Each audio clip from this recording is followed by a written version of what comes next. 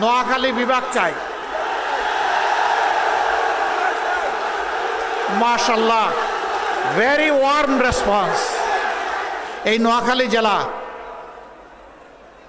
পূর্ব পাকিস্তান আমলে যখন 19টা জেলা ছিল তখন এটা একটা গুরুত্বপূর্ণ জেলা ছিল।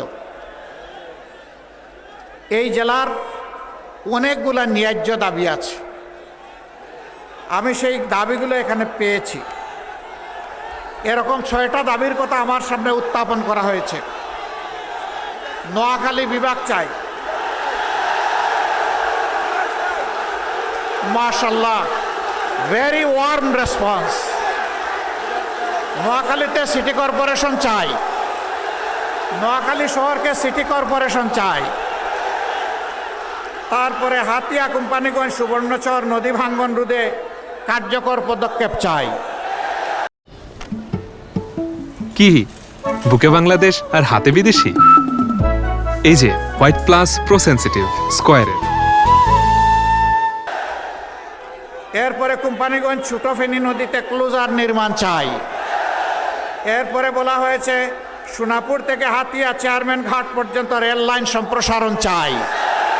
এরপরে বলা হয়েছে সুবর্ণচরে একটা পৌরসভা চাই।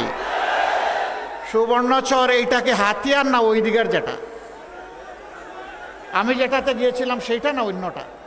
হ্যাঁ, আমি যেখানে গিয়েছিলাম, হ্যাঁ, আমি একজন দুঃখিনী মায়ের দরবারে পৌঁছার চেষ্টা করেছিলাম, যাকে হায়ানারা কষ্ট দিয়েছিল একটা সিম্বলে 18 সালে ভোট দেওয়ার কারণে। ওই মায়ের সম্মানে সেখানে আমরা নির্বাচিত হলে পৌরসভা করব ইনশাআল্লাহ, ওই মাকে সম্মানিত করার জন্য ইনশাআল্লাহ তাআলা আজিম। আপনাদের এই 6টা দাবি আমি বুঝতে পারলাম যে নোয়াখালীবাসীর প্রাণের দাবি। দোয়া করবেন, কথা দিচ্ছি আপনাদের সাথে বেইনসাফি করা হবে না ইনশাআল্লাহ। ইনসাফের মানদণ্ডে দাঁড়িয়ে অবশ্যই আপনাদের দাবিগুলো পর্যায়ক্রমে ইনশাআল্লাহ আমরা বাস্তবায়ন করব। আমরা সব দাবি কবুল করে নিলাম ইনশাআল্লাহ। আল্লাহ তাআলা আমাদেরকে এই অঙ্গীকার পূরণের জন্য বিশেষভাবে যেন সাহায্য করেন। প্রিয় নোয়াখালীবাসী, আমরা একটা দুর্নীতিমুক্ত, চাঁদাবাজ মুক্ত, দুঃশাসন মুক্ত বাংলাদেশ চাই। আমরা চাই না 15.5 বছরের সেই দুঃশাসন আবার বাংলাদেশে ফিরে আসুক। যদি আমরা না চাই তাহলে 12 তারিখ 2টা ভোট। প্রথম ভোটটা হবে ইনশাআল্লাহ সংস্কারের পক্ষে হা ভোট। প্রথম ভোটটা কি ভোট হবে? হা মানে আজাদি, না মানে গুলামি। আজাদি না গুলামি, আজাদি না গুলামি। সম্মানিত ভাইরা, এরপরে যা স্পষ্টভাবে বলতে চাই, ইনসাফের প্রতীক দাড়িপাল্লার সাথে আরো 10টা প্রতীক যুক্ত হয়েছে। এই 10, 11 প্রতীক যাকে যেখানে যেটা দেয়া হবে ধরে নিতে হবে যে তার মাঝে 11টা আছে।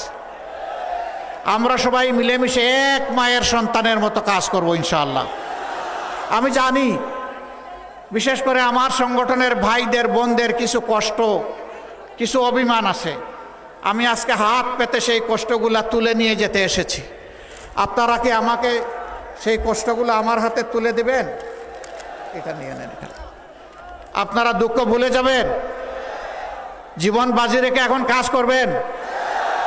এখন থেকে 12 তারিখ বিজয় নিশ্চিত হওয়া পর্যন্ত কাজ করবেন। শুকরিয়া, আপনাদেরকে মোবারকবাদ।